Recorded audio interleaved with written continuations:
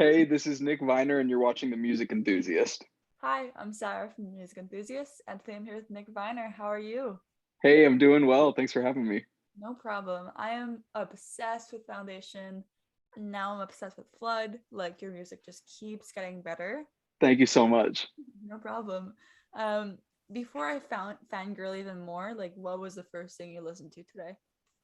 What was the first thing I listened to today? It's a good question. Here, wait, let me go look real quick because I don't know if I remember it off top. You know what? I re-listened to Starboy, the album by The Weeknd, which is probably my favorite of his records. But I was re-listening to that today. I don't know, it's a really fun record. It is. What's your favorite song off the album? Oh, that's a good question. I was really enjoying Rockin' today. I hadn't listened to that one in a minute. It hits it. I don't know. That one hits. I love that one because that one has like a 5 or 6 song stretch at the beginning where I just think it's like it just keeps going. It's so good. Um, but yeah, Rockin' is what I'll go with for right now. My favorite is Die For You. It's like a very Oh yeah. like Oh yeah. That yeah. was one of those. That was one of the songs where I was like, I remember when it came out. I it was not like a pop sound that I was like typically super into, and then I heard that album. I was like, oh wait, no, there's something here. Like, I yeah. mean, onto your music, like you were trained for classical music. Well, you found inspiration for classical music. You were trained vocally. So, what was it sort of like? Just because classical music is more like by the rules, it's like very Yeah. structured, and then to like creating your own songs where you have all the liberty. What was that? Was it hard for you, or did you take it pretty easily? It was definitely like a learning process. So like I think at the time it felt supernatural, but even like looking back a few years later now, it's like, okay, no, I was still working through everything and figuring everything out.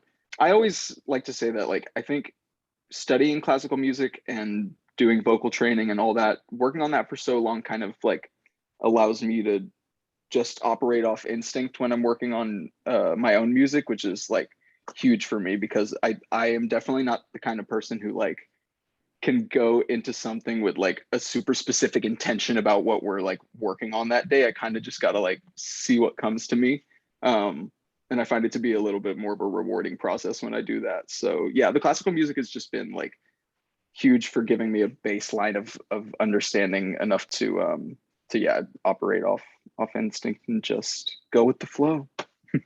Awesome. And even with like Flood, like there is a structure in its own way, but it's pretty not like verse, chorus, verse. It's more like Yeah, just a mash of everything. So, I mean, what came first with this song? Because there's lots of sounds. yeah, that's a good question. I think we probably ended up tracking guitar. So you know what? Actually, that's a lie. We had this. I had this like mini chord that we were using, and we came up with a synthesizer part that we ended up cutting from the song. That was like the old version's intro. After that, we started working on guitars. I think we got a decent amount of the production like set up before we put our attention on the vocals. But I remember leaving uh, my co-producer and co-writer's house, Casey. I left his house and we were in a good spot. Um, and then I came back a couple hours later and he had messed around with it a bit and done that kind of the cool vocal arrangement in the chorus. And then we just kept going from there. It was a whole new thing after that. And you've worked with Casey many times before. So, Yeah. I mean, first of all, how did you two meet? And then what was so special about this connection that you just keep coming back?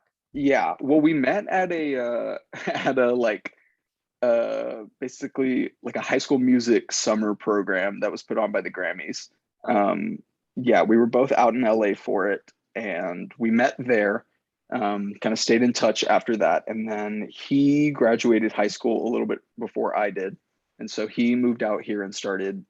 He started out going to school out here and working on music, and so we just kind of stayed in touch. And when I finally graduated and was deciding if I wanted to go to college, take a gap year, like figure out what I was doing, he was huge in helping me like get my footing out here and being like, okay, no, I can do this. I can make it happen out here. So yeah, it's one of my best friends, but it's always so fun. Like we'll hang out and like we'll go months of hanging out, not working on anything. and then we'll come back and work on some new stuff. So it's always a good time and it's always exciting. I mean, Flood took 3 years to make, right? Yeah. Like, We why just was it kept so long? it was one of those things where it was like I had I knew I had an idea of kind of like where I wanted it to come in like the sequence of my music being out, which is something that I'm kind of always thinking about. Like what's the next step in the like evolution of my sound? And it wasn't quite there. Like we spent years, I would listen to the demo, I'd play it for people, like it was cool, but there was just like something hadn't quite unlocked with it. Um and I we sat with it. We probably went 8 or 9 months during the longest period where we just like didn't touch it at all. Like we just didn't even work on it. But when we finally came back to it at the end of last year, I was like, okay, I think this is like the home stretch. Like I think we have a couple things to change and then we're good. And sure enough, we had a few days of working on it, and then we kind of sat back and we were like, I think we've done all we can do for this song. Like it's time to call it. So Did you forget about this song at some points, or was it on the back burner? it was just on the back burner. It was one that was hard for me to forget about because I was constantly trying to crack it. I was like, what's missing? Like, what's not clicking for me? Um, and it ended up being like a plethora of tiny things that we adjusted. But yeah, I just like needed to sit with it. I find often that like I kind of need to sit with my songs for a second to make sure I'm like uh saying what I want to say, how I want to say it. So like Flood went through probably like 2.5 years of having original vocals on it, and then I re-recorded all the vocals for it before we started kind of our final reproduction. Um, so yeah, I often end up having to re-record my vocals just because the first time I sing it through, I kind of only have a certain idea of like how I want to say the thing I'm saying, and then after I've listened to it a bit, I can make the adjustments. Yeah, even in the song, there's that raspy, like when you go, I think I've lost you in the Yeah, foundation in a way, and then there's those high singing voices. yeah, So does this sort of come to play with your classical training and like your vocal training, how you can do yeah, many different voices? yeah. I mean, like I was a voice soprano in a boys choir, so like I was always, just singing really high. And yeah, I mean, my vocal training and just studying classical music has just like I don't know, it's allowed me a lot of like free context for things, and I am super grateful for that. I think it definitely allows me to kind of like build harmonies without having to like building harmonies off my ear, which is always fun. Yeah, it just helped me like train my ear to know what I like and what I want to do. Awesome. And Yeah, having listened to your own voice, your own music for so long, like yeah. when you need a break in the studio, what do you do? What is your like break? Okay, I honestly I like to have I usually like to have like a movie or something on in the background.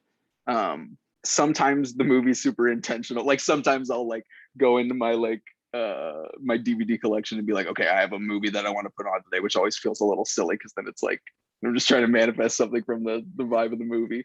But I kind of need like if I've been working on something for a long time and I often need fresh air, so I'm often like just going outside and sitting outside and either like not doing anything um or like going and scrolling on my phone or stuff. But I try to not have my phone near me when I'm working on like any sort of music, especially when I'm recording vocals. Um, just because I don't know, sometimes like getting tunnel visiony and like looking up after 6 hours of being like, I need to stop. Like sometimes that's a good thing. Exactly. Yeah. And perks of living in LA, just like going outside whenever you want, not Yeah. even if it's winter, it'll still be No, warm, exactly. unlike No, Canada. no, yeah, no. And Texas is like it's 90. I'm in Texas right now. It's like 95 degrees outside. So yeah, no, the LA weather is definitely nice. Must be nice, yeah. Yeah. And for Flood, which movies did you put on for this one? Did you put any movies on in the background? Gosh, I honestly, I don't think we had any movies on in the background. This one was one where like when we were working on it, I was kind of like, I felt the need to be locked in on it because I was just like, we need to crack this. Which movie, while you're writing a song, really got the magic going? Yeah, it's a good question. I put on, I'm trying to think what I've put on recently that's been like helpful for the music. Um, I put on, I was like, I was trying to make some like slightly off kilter like 90s coming of age music a few weeks ago, and I put on Rushmore, the Wes Anderson movie, which I had only seen once, and it's shot in Houston. So it's just like, I don't know, I rewatched it. It was really cool to see like just all the locations that like I grew up around like being used in a movie. And so I ended up writing some stuff like about Houston, about like just hometown stuff. Um, and that was a good time. I was like, oh, okay, cool. Like it all worked out nicely. Amazing. And since you've watched so many movies, like, do you have a comfort movie? A comfort movie. It's probably Forgetting Sarah Marshall.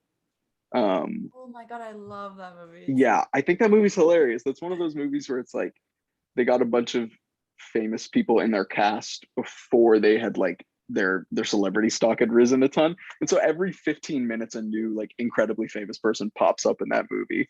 Uh yeah, that's a good time, but that's definitely my comfort movie. Amazing. And what's Yeah. coming next for Nick Vyner? Lots of new music. Figuring out exactly which one we want to give out next. So But many. yeah, I know, yeah, there's too many to pick. But yeah, putting new music out. We're gonna have some more live shows coming up as we get kind of closer to summer into the end of the year. And yeah, just keeping up with the times, making sure I'm putting new stuff out and keeping the sound kind of changing all the time. Amazing. And my last Yeah. question for you is, who are your favorite artists right now? Who are my favorite artists right now? Been listening to a lot of Japanese house. I I've love been them. Yeah, they're amazing. I've been listening to, let me pull up my Spotify. I've been listening to there's this jazz. I don't even know if jazz is the perfect way to describe what they do, but they're like a free jazz kind of artist named Wendy Eisenberg. Okay. They have a record from 2020 called Auto that one of my friends showed me that I've been obsessed with. And I've also been listening to the Rosalia album a ton. Amazing. Those are Yeah. thank you so much for chatting with me again. It was so Yeah, much. of course.